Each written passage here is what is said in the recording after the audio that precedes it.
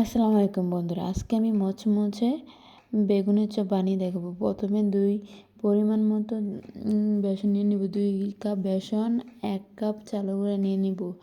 তারপর আধা কাপ ময়দা নিয়ে নিব, 2 চামচ কর্নফ্লাওয়ার নিয়ে নেব, 1 চামচ বেকিং সোডা নিয়ে নেব, কিছু ধনিয়া পাতা, 1 চামচ আদা, 1 চামচ রসুন, 2 চামচ হলুদ গুঁড়া, 1 চামচ মরিচ গুঁড়া, পরিমাণ মতো লবণ, তারপর একটু ম্যাগি মশলা দিয়ে দিব।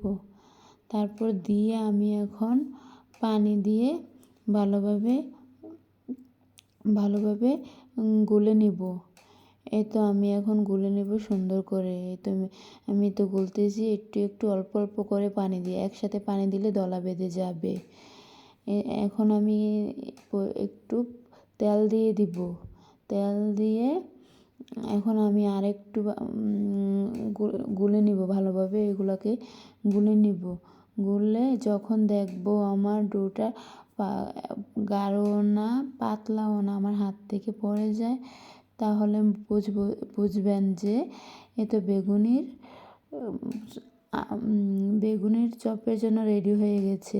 এখন আমি বেগুনগুলো পাতলাও না ভালো না, মিডিয়াম সাইজের মতো কেটে নিয়েছি। প্রথমে লবণ, 1 চামচ মরিচের গুঁড়া, একটু হলুদ পরিমাণ মতো দিয়ে আমি এখন ভালোভাবে মেখে নিব। ভালোভাবে মেখে আমি এখন চুলাতে প্যান বসিয়ে তেল দিয়ে দিব।